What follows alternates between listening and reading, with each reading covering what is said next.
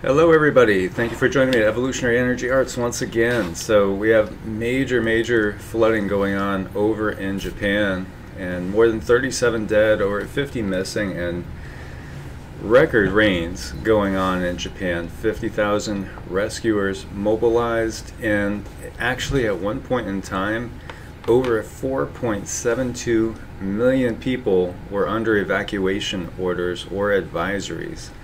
4.72 million, that's huge. And with the population of Japan itself, that's a big percentage, and it's just kind of amazing to wrap your mind around, but that's where we are in this day and age. And so let's look at some of the photos of what's going on in Japan. Here we see people waiting to be rescued, on top of the roof of their house, and they only have a few inches before the water's up to the roof. That's a pretty damn dramatic thing to see. These rains were completely torrential. As we see, this whole bridge is gone, just gone. So again, places are going to be blocked off with the type of rainfall we've been seeing. You could find yourself totally isolated on the wrong side of the road very quick, and this is one of the strongest ones we've seen. Look at this. Look at these houses just basically encircled by the floodwaters. Absolutely incredible. And this house, part of its post swept away. It's falling on into the river, or what is now a river. Just dramatic to see, just powerful what water can do, as this man tries to save some things waist deep in water, escaping the flooding. Incredible, incredible. And here's another view of another structure falling on into the water, and rescues going on en masse, as we see houses with just basically the roofs just staying above board, and in some cases not even that. So at least 37 people killed, and at least 50 are missing as the rains continue falling over parts of Japan. Nearly 50,000 members of self-defense forces, police, and firefighting services are searching for the trapped, the wounded, the elderly. Kyoto News Service reported on Saturday the 7th. The death toll is expected to rise before the rain eases up on Sunday. So we have another whole day to go through rain. And we have rivers in a very wide area from southern to western Japan. They're swollen, overflowing, bridges being washed away, with more than 500 homes damaged as of 7 JST time on July 7th. And major manufacturers were also affected, their production and sales obviously disrupted. 3.54 inches of rain per hour was being recorded in the city of Susaki, and more than 2.75 inches in the same time span in Iwakakuni, Yamaguchi Prefecture. Just amazing downfalls that we're seeing. Incredible destructive power. And this extreme weather event was caused by a seasonal rain front that expected to be stationary above the main island of Honshu until around the 8th. And this is part of what we were talking about as well, with these systems just parking themselves, suspiciously just parking themselves. And as we're going to see too, it's very curious. A lot of this is very curious, and of course the suspicious people that I am, and a lot of you guys are too, have to wonder. So here we see a big section of road gone away, and there are a couple of cars that are down in this, and they're all wrapped up in wires as well. And I'll let you guys play these videos. They are powerful videos that show you exactly the level of destruction that's going on there. This is huge. This is truly huge, and its impact is going to be far-reaching. And again, will have impact on crop production, food production, distribution. We're going to have impacts on so many things. They're just going to add to everything that's happening right now. in really what is a perfect storm situation that is hitting us around the globe. And so it's going to have tremendous, tremendous impact on what is going on. And this is not an isolated case, as we know, if you guys have been watching. This is happening on a daily basis somewhere, but this one is very large, and we will keep watching it. We have a wall of sand in Arizona. 2018's first dust storm engulfs part of the East Valley, and you can see these dramatic pictures. And again, I'll let you guys play that video as well.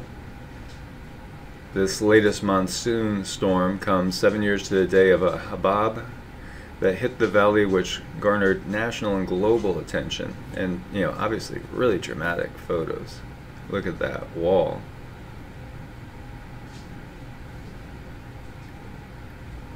And that's just, wow, it's pretty apocalyptic looking for sure. And now, you know, and I've talked to so many of you over in this area already this morning. Southern California sets all-time heat records amid broiling conditions, and you guys are saying that yes, there is something unusual with this, and many are suspicious that this is going to lead to an outbreak of tremendous fires, which will keep that agenda, in brackets, quote unquote 21, going, perhaps, with the fires, and we'll see what manifests from these temperatures. Incredible temperatures, going to be like 108 in downtown LA, 106 to 108 degrees, blowing away previous records. And some of the places that set all-time records: Van Nuys Airport 117, Burbank Airport 114, UCLA 111, Santa Ana 114, Ramona 115. According to the National Weather Service, Riverside tied its all-time high temp of 118.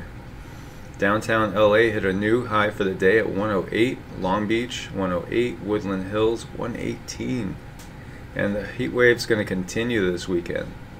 Impressive temperatures, and you saw that heat wave out in Africa too, with 124, 125 temps. Insane. It's broiling, and so it sounds crazy to say, you know, we're heading into we are in a grand solar minimum. A mini ice age is coming with these temps, but the extremes are the thing, and these extremes are going to get more and more pronounced. And so, you know, it's July 7th, and it's only just a matter of a couple more months, and we're going to be talking about record cold sweeping in across, you know, many areas. And, you know, give it a little bit longer and we'll be talking about unusually early snows as well. So, you know, the bigger question is, how do we deal with these extremes? Because these extremes are the new norm, and we're just getting started. And so we see the path of Beryl, and this is Hurricane Beryl, which is due because of, like, there's a strong wind system that's going to tear it apart, supposedly, or supposed to tear it apart. From what I was looking at, though, I would be concerned with it jogging slightly to the north of here, you know, and then reforming. And with what we've seen last year, nothing would really surprise me when it comes to these things.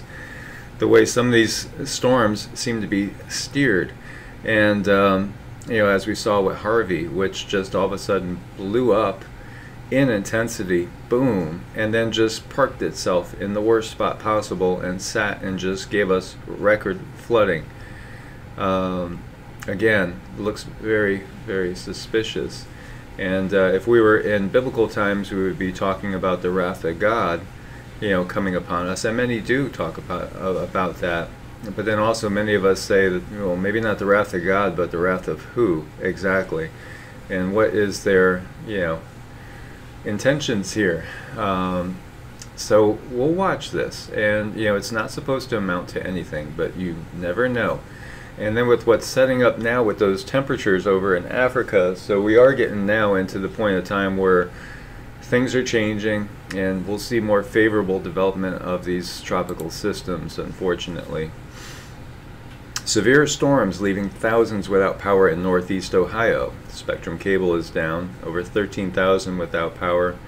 And you know, this is part of what we're seeing. We don't even need tropical systems to just completely shut everything down and tear apart the infrastructure. It doesn't take that anymore. Just any old storm seems to have the power to just do that in and of itself now. It's incredible. Earth must strengthen its defenses against mutant space bacteria, say Russian scientists. And so terrestrial bacteria that were sent into space and returned changed now pose a threat to the existence of life on Earth, and measures must be taken planet-side to contain them. The Russian experiment called BioRisk has revealed that various microorganisms from Earth were able to survive in the harsh conditions of space on the surface of the International Space Station. It was carrying out starting in January 2005 at the Russian segment of the ISS, and saw 68 different organisms, including bacteria, insects, vertebrate animals, and higher plants, used as test subjects. The mutated bacteria showed high aggressiveness and resistance to antibiotics on their return to Earth. They always love playing with these things, don't they? The Russians report preparing for the meeting of the International Committee on Space Research in the U.S. later on today. Eggs of crustaceans and caviar of African toothcarp fish also managed to survive in outer space for 2.5 years, with the embryos revived after returning to Earth, it said. The living organisms are capable of surviving in outer space.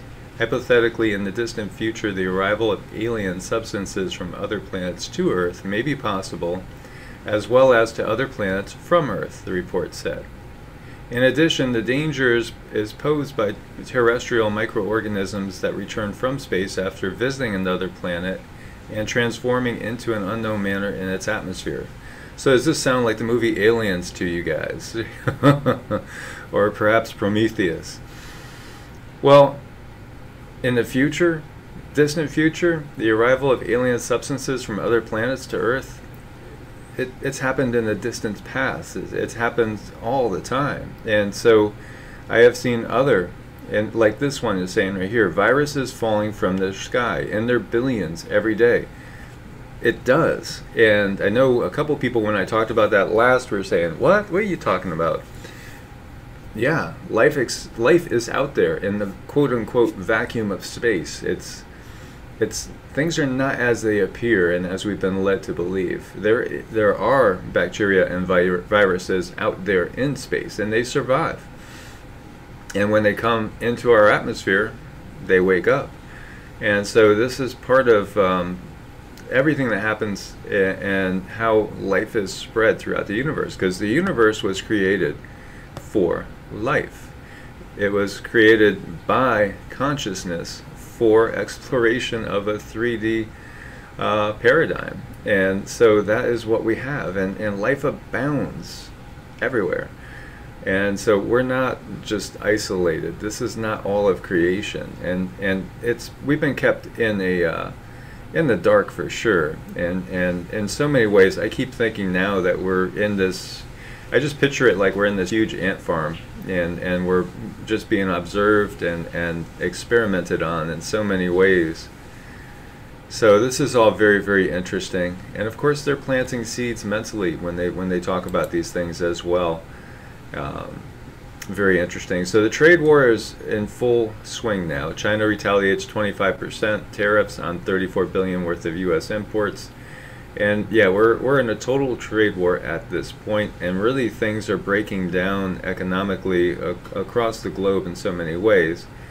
And there is a lot of good quote-unquote news coming out economically, and then there's this ominous undercurrent going on as well. And be very, very wary and watchful of everything that's going on. This is how things are set up. And so we have Russia also slapping retaliatory duties on U.S. imports.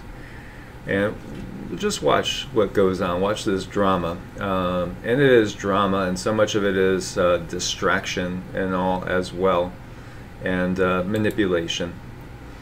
And let's just take a quick look. And yesterday in Hawaii we had another eruption, and of course it was a 5.3, so 5.2 2 days before. We skipped one on 7/6, and so we had one today already.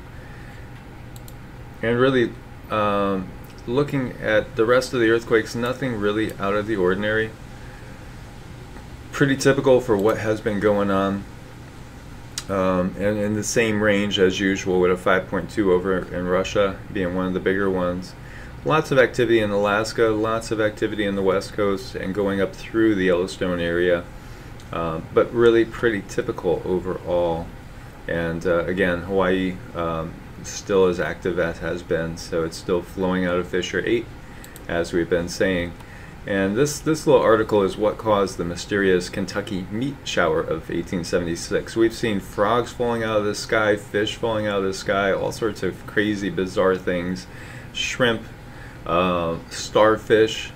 It's wild how these weather phenomena are. And in March 1876, on the 3rd, large chunks of what looked like flesh fell from the sky over Olympia Springs in Kentucky. And so, different thoughts on what it actually was. Some people actually cooked this stuff and ate it and said that it looked like beef but tastes like venison or mutton. But then when tests were done, it apparently is something called a cyanobacteria that forms in colonies surrounded by a protective gelatinous envelope, which is known to swell up into a translucent jelly-like mass whenever it rains. And so it fell from the sky like hail. And so there's nicknames for this material called star jelly, witch's butter, and star slubber were thrown around. It looks kind of like seaweed or so. But what exactly was this stuff? And so there's different thoughts on it. And just in general, just when things get swept up and come out of the sky, it's all very interesting. And I also find it very interesting that if you really look at like UFO reports, they've changed over the years, and so many of them look like what we kind of expect things to look like in the future. I'm not sure if you guys are familiar, but going back into the 1800s and 1700s, there were lots of sightings of UFOs that looked like dirigibles. So they looked like they were, things that were a little bit ahead of the time, maybe 50 years ahead of the time. And then, of course, with the whole Roswell thing, we got these flying saucer thing, the flying saucer shape fixed in our minds. And then everybody was seeing flying saucers. And it's kind of like, perhaps these things are, many of them, perhaps are not so solid, or they take the form of what we expect to see, and some of it also could be this group of beings, this breakaway civilization that you hear so many talking about, that are ahead of us, and perhaps we're seeing some of their ships, materials, etc. And then, of course, there are those that are going to believe these are all just simply demons, and they're things on the spiritual realm, quote unquote, which would be simply a different vibrational realm from here, and they're just taking forms of things. So there's just, this article just triggered a lot of thoughts of all the mysterious things that we've seen in the sky and falling from the sky, which really, when you look at it, these phenomena go all the way back into ancient history. I mean, the ancient Greeks were talking about this. We've had these things happen in the Middle Ages with these different substances that fall from the sky, whether it's raining frogs, fish, raining chunks of mysterious meat. It's all very, very curious. And I think when we look at all this in the bigger picture, and if we realize that, whether it's extraterrestrials, interdimensionals, or perhaps leftover vestiges of advanced civilizations that have advanced technology and perhaps are human or proto-human, There's definitely been influence of more advanced beings than where Homo sapiens appears to be at that time. There's definitely evidence of interaction between beings that have more technology than we do. And it explains everything. Anything that you could think of could be explained by simply, you know, a technology that's at the level we're at now, or maybe like, can you imagine where we're going to be 100 years down the road? Now, we already are probably way more ahead than 100 years down the road when it comes down to technology that they're not sharing with us.